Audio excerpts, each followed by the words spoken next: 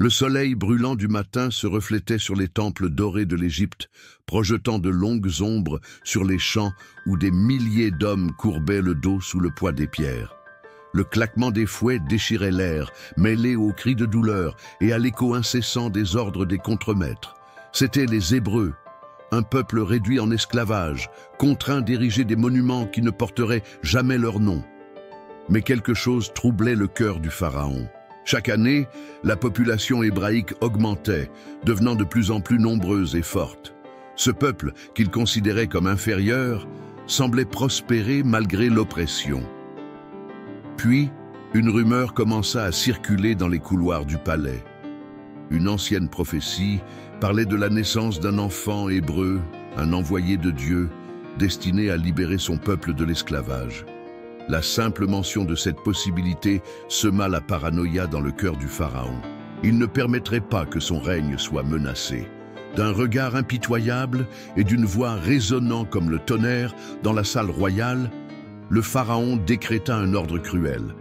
Tous les nouveau-nés mâles des Hébreux devaient être mis à mort. Les soldats furent envoyés. Les familles furent déchirées. Les pleurs des mères résonnaient dans les ruelles étroites des quartiers hébreux, tandis que leurs nouveau-nés leur étaient arrachés et jetés dans les eaux du Nil. Le désespoir s'empara du peuple, mais Dieu avait déjà un plan. C'est dans ce contexte de peur et de souffrance qu'un petit garçon hébreu vit le jour. Sa mère, Jochebed, en tenant son bébé dans les bras, sut immédiatement qu'elle ne laisserait pas son fils mourir. Pendant 3 mois, elle cacha l'enfant dans sa maison, étouffant ses pleurs, étouffant tout bruit pouvant trahir sa présence. Chaque coup frappé à la porte, chaque pas dans la rue, faisait battre son cœur plus fort. Mais le jour vint où le cacher devint impossible. Les larmes aux yeux, Jochebed prit une décision de foi. Si elle ne pouvait l'élever, elle confierait alors son destin à Dieu. De ses mains tremblantes, elle tressa un petit panier de joncs, le recouvrant de bitume pour qu'il flotte. Puis, elle y déposa son fils, murmurant une prière, tandis qu'elle le laissait dériver sur les eaux du Nil. Cachée parmi les roseaux, sa fille, Myriam, observait attentivement le panier porté par le courant. Son cœur battait à tout rompre. Où Dieu conduirait-il son frère? Puis, un événement surprenant se produisit. Le panier dériva doucement jusqu'à s'arrêter près du palais royal. Là, au bord du fleuve, une femme s'approcha. Mais ce n'était pas n'importe quelle femme. C'était la fille du pharaon. Intriguée, elle ordonna à ses servantes de récupérer le panier. Lorsqu'elle l'ouvrit, son regard se posa sur le bébé, qui pleurait doucement. Son cœur s'attendrit. Elle savait qu'il s'agissait d'un enfant hébreu, l'un de ceux condamnés à mort par décret de son propre père. Elle avait le pouvoir d'ordonner son élimination. Mais quelque chose en elle résista. Une force supérieure l'empêcha de détourner le regard. Et contre toute attente, elle décida de l'adopter. L'ironie du destin se révéla à cet instant. Le futur libérateur d'Israël allait être élevé au sein même du palais du Pharaon, sous la protection de l'homme qui craignait le plus son existence. Mais l'histoire ne s'arrête pas là. Myriam, qui observait toute la scène, prit son courage à 2 mains et s'approcha de la princesse. Avec audace, elle dit « La fille du Pharaon répondit « L'enfant grandit derrière les murs du palais, apprenant la politique, la science, la stratégie militaire et la culture égyptienne. Il s'habillait comme un prince, marchait parmi les puissants et était traité comme un futur dirigeant. Mais au fond de lui, un secret brûlait. Il n'était pas égyptien. Moïse voyait son peuple souffrir dans l'esclavage. Sa véritable lignée n'était pas celle des pharaons, mais celle des hommes qui travaillaient jusqu'à l'épuisement sous le soleil ardent. Et chaque jour, ce conflit grandissait en lui. Il pouvait continuer à vivre dans le luxe, en ignorant ses origines, ou bien écouter l'appel qui résonnait dans son sang. Le destin de Moïse était tracé. Mais avant qu'il ne comprenne son but, un événement allait bouleverser sa vie à jamais. Puis vint le jour du choix. Un jour chaud, semblable à tant d'autres en Égypte, Moïse marchait sur les chantiers où les Hébreux étaient forcés de travailler. Le claquement des fouets déchirait l'air, mêlé aux cris de douleur et au poids de l'injustice. C'est alors qu'il vit un Égyptien battre brutalement un esclave hébreu. L'homme était déjà à terre, ensanglanté, au bord de la mort, mais les coups ne cessaient pas. La colère embrasa Moïse comme un feu incontrôlable. Sans réfléchir, il se précipita sur l'Égyptien et le tua. La lutte fut brève. Lorsqu'il reprit ses esprits, Moïse haletait, regardant le corps inerte du contremaître étendu dans le sable. Il scruta les alentours.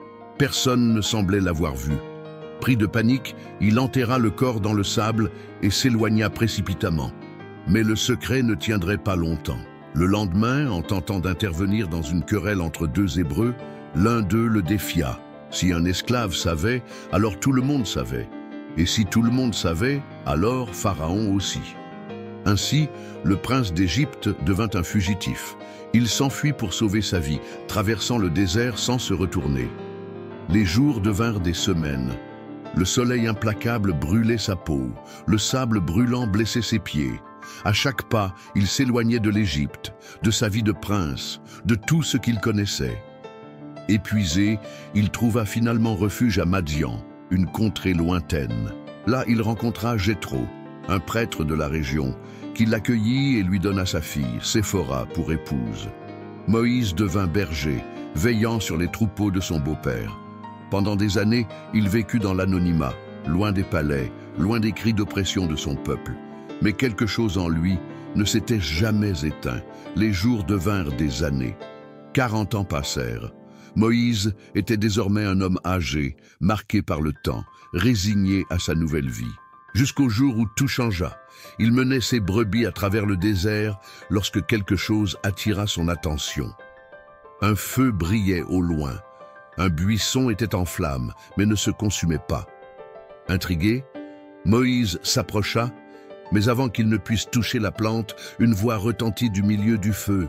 « Retire tes sandales de tes pieds, car le lieu où tu te tiens est une terre sainte. » Moïse obéit, le cœur battant dans sa poitrine. Alors Dieu lui parla. Le Créateur même de l'univers venait de lui confier une mission impossible, retourner en Égypte et libérer son peuple. Mais comment? Il n'était ni un guerrier, ni un roi, ni un chef. Il n'était qu'un simple berger, un homme qui avait fui l'Égypte comme un criminel.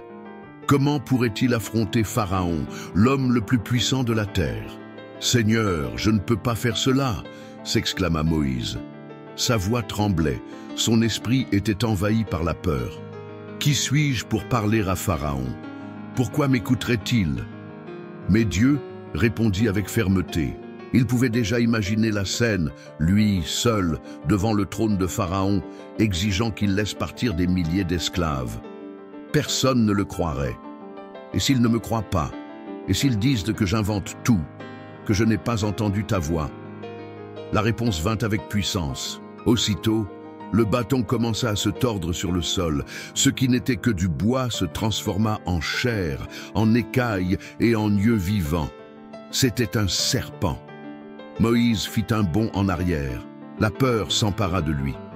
Mais la voix de Dieu résonna à nouveau. Aussitôt, il redevint un bâton.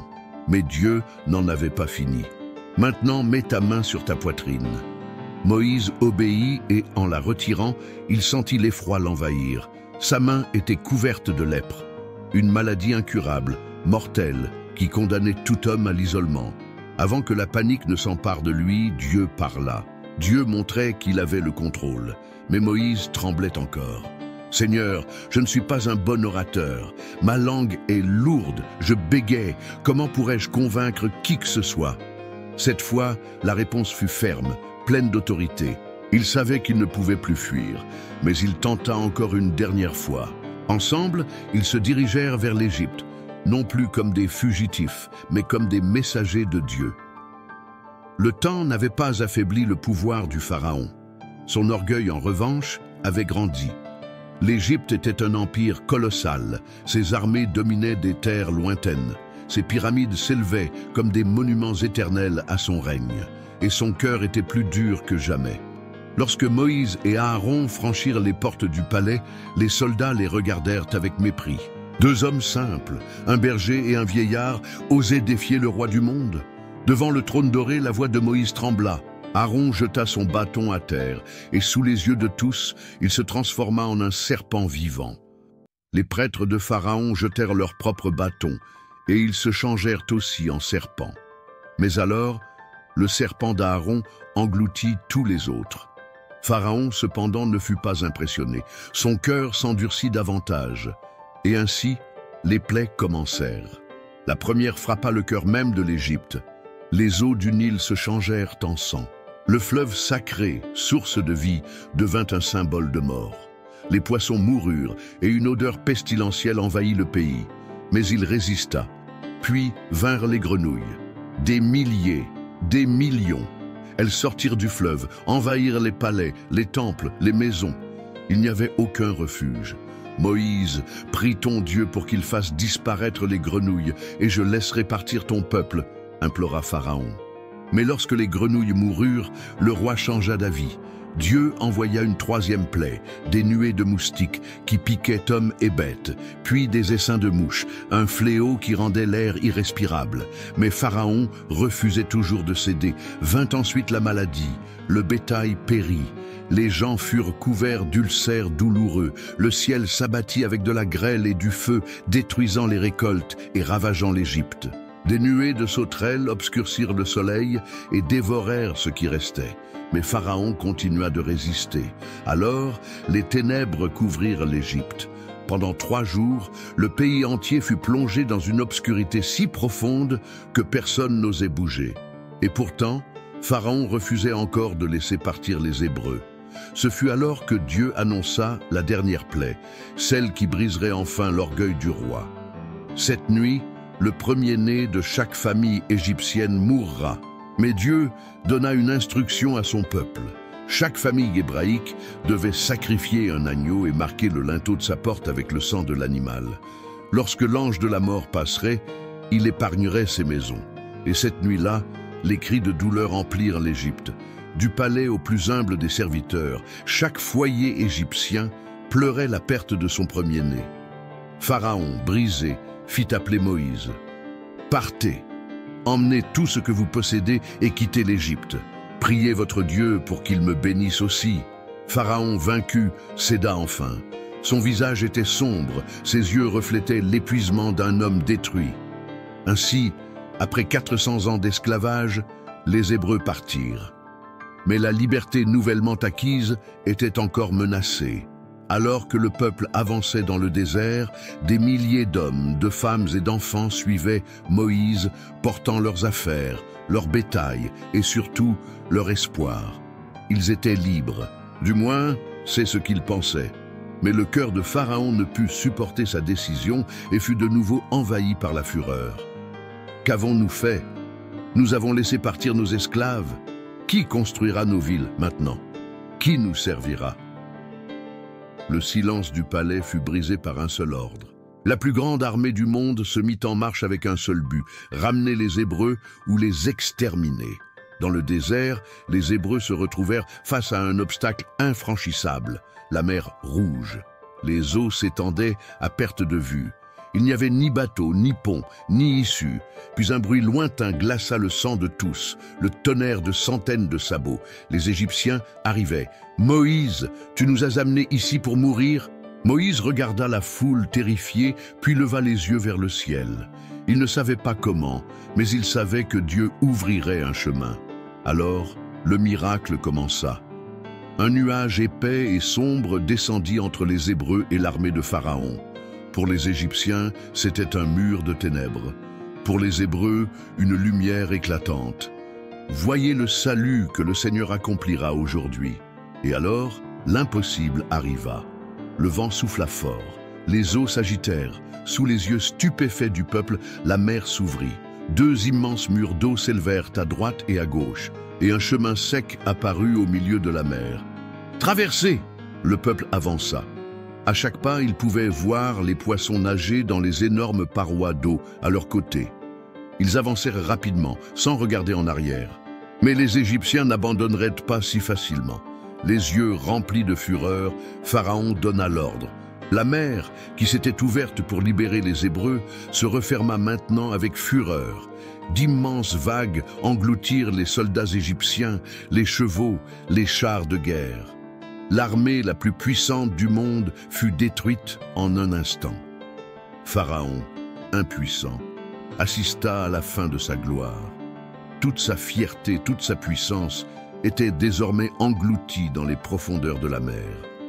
De l'autre côté du rivage, les Hébreux observaient en silence.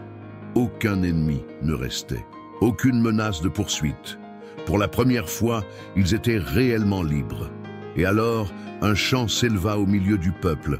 D'abord une voix, puis une autre, et bientôt des milliers de voix louaient Dieu. Moïse et sa sœur Myriam entonnèrent un hymne de victoire.